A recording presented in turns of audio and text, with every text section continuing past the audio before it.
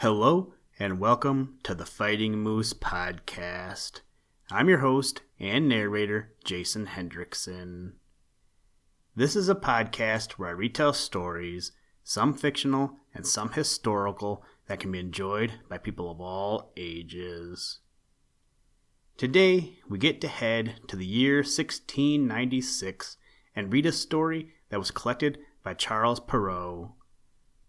Today, we read the story, The Master Cat, though this is probably better known by its secondary title, Puss in Boots. The other day, we were in the kitchen and got talking about the 2011 DreamWorks film, Puss in Boots. Now, to my knowledge, I don't think I've ever seen this movie, but I think John watched it the other day, and then, when I told him it was a story, he was actually surprised to find that out. So, of course, he asked me, "Can you read that for the podcast?" So, here we go. We're going to read Puss in Boots.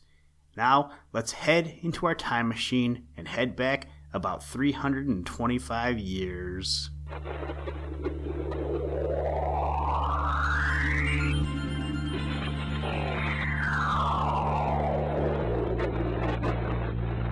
Well, here we are in 1696. Now, let's turn to today's story. I hope you enjoy. Let's begin. Liftoff. We have a liftoff.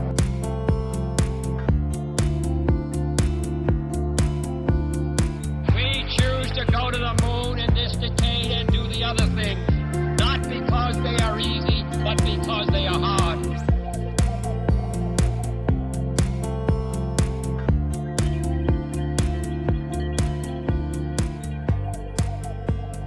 The Master Cat, or Puss in Boots.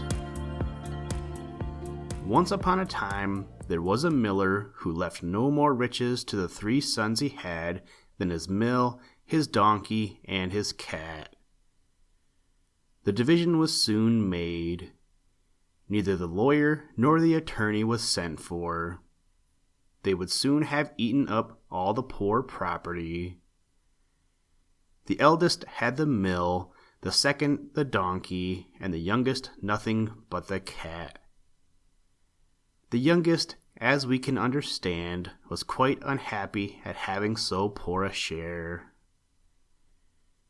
"My brothers," said he, "may get their living handsomely enough by joining their stocks together, but for my part, when I have eaten up my cat and made me a muff of his skin, I must die of hunger."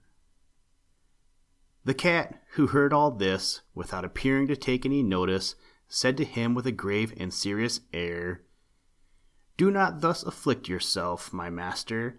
You have nothing else to do but to give me a bag and get a pair of boots made for me, that I may scamper through the brambles, and you shall see that you have not so poor a portion in me as you think." Though the cat's master did not think much of what he said, he had seen him playing such cunning tricks to catch rats and mice, hanging himself by the heels, or hiding himself in the meal to make believe he was dead, that he did not altogether despair of his helping him in his misery. When the cat had what he asked for, he booted himself very gallantly, and putting his bag about his neck, he held the strings of it in his two forepaws, and went into a warren where was a great number of rabbits. He put bran and sow thistle into his bag, and stretching out at length, as if he were dead, he waited for some young rabbits, not yet acquainted with the deceits of the world, to come and rummage his bag for what he had put into it. Scarcely was he settled, but he had what he wanted. A rash and foolish young rabbit jumped into his bag, and Monsieur Puss, immediately drawing close the strings, took him and killed him at once. Proud of his prey, he went with it to the palace and asked to speak with the king. He was shown upstairs into his majesty's apartment, and, making a low bow to the king, he said, I have brought you, sire, a rabbit, which my noble lord, the master of Carabas, for that was the title which Puss was pleased to give his master, has commanded me to present to your majesty from him. Tell thy master, said the king, that I thank him, and that I am pleased with his gift. Another time he went and hid himself among some standing corn, still holding his bag open, and when a brace of partridges ran into it, he drew the strings and so caught them both. He then went and made a present of these to the king, as he had done before of the rabbit which he took in the warren. The king in like manner received the partridges with great pleasure, and ordered his servants to reward him. The cat continued for 2 or 3 months thus to carry his majesty from time to time some of his master's game. One day when he knew that king was to take the air along the riverside with his daughter, the most beautiful princess in the world, he said to his master, "If you will follow my advice, your fortune is made. You have nothing else to do but go and bathe in the river, just at the spot I shall show you, and leave the rest to me." The Marquis of Carabas did what the cat advised him to, without knowing what could be the use of doing it.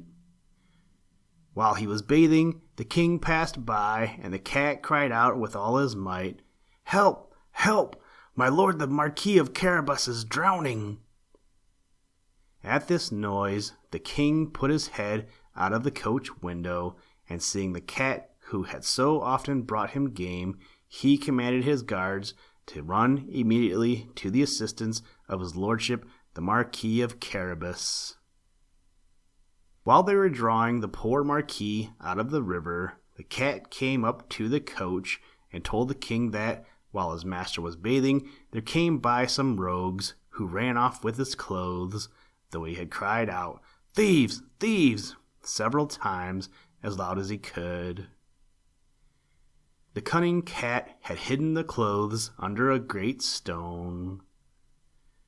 The king immediately commanded the officers of his wardrobe to run and fetch one of his best suits for the Lord Marquis of Carabas.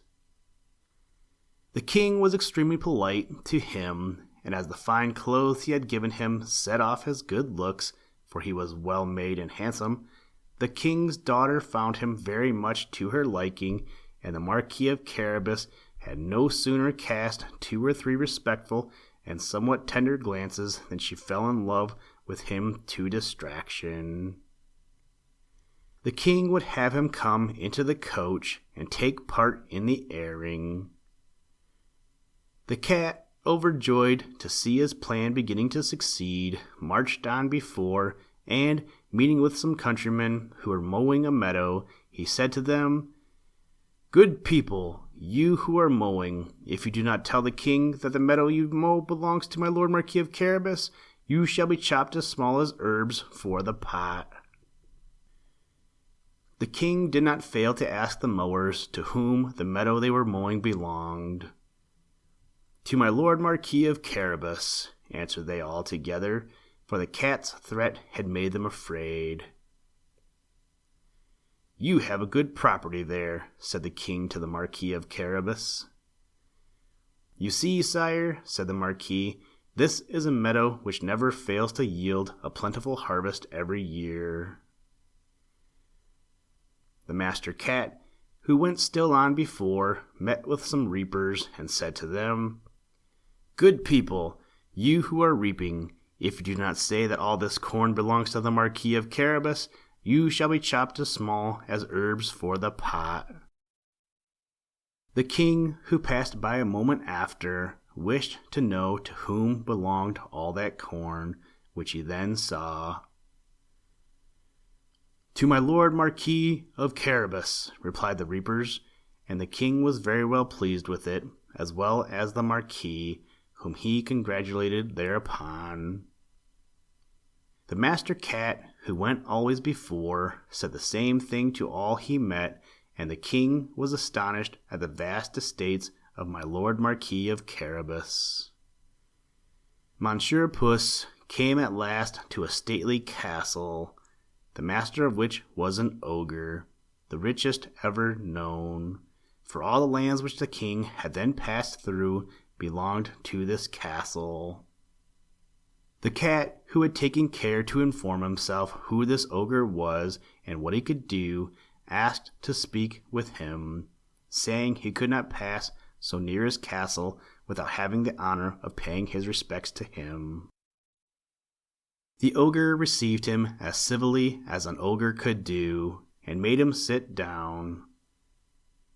"I have been assured," said the cat, "that you have the gift of being able to change yourself into all sorts of creatures you have a mind to, that you can, for example, transform yourself into a lion or elephant and the like." "That is true," answered the ogre roughly, "and to convince you, you shall see me now become a lion." Puss was so terrified at the sight of a lion so near him that he immediately climbed into the gutter, not without much trouble and danger, because of his boots, which were of no use at all to him for walking upon the tiles. A little while after, when Puss saw that the ogre had resumed his natural form, he came down and owned he had been very much frightened. "I have, moreover, been informed," said the cat, "but I know not how to believe it, that you have also the power to take on you the shape of the smallest animals, for example, to change yourself into a rat or a mouse, but I must own to you, I take this to be impossible." "Impossible!" cried the ogre. "You shall see." And at the same time he changed himself into a mouse and began to run about the floor. Puss no sooner perceived this than he fell upon him and ate him up.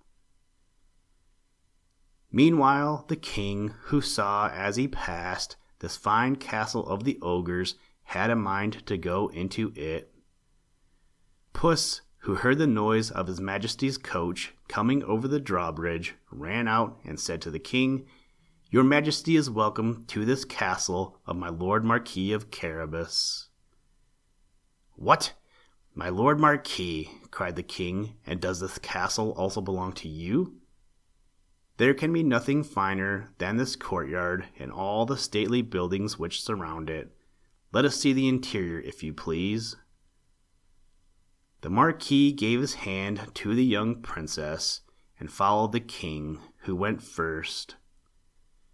They passed into the great hall, where they found a magnificent collation which the ogre had prepared for his friends, who were that very day to visit him, but dared not to enter, knowing the king was there.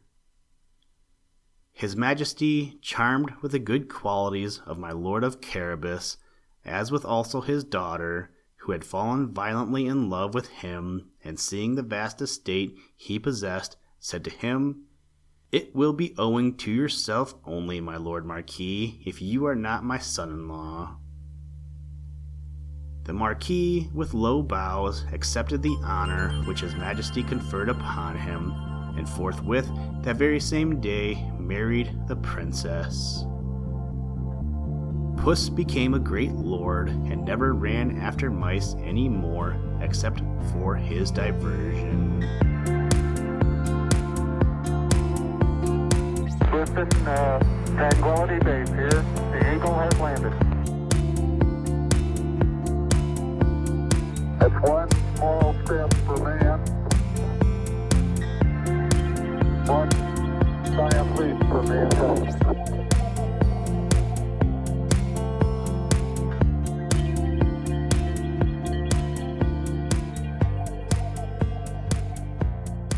Thank you for listening to this episode of the Fighting Moose podcast. Please join us next time as we read another exciting story.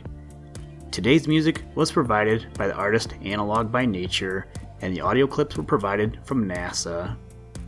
For more information to download and or listen to audio or materials from all our recordings, or to contact us, please visit www.thefightingmoose.com, or you can follow the links in the show notes.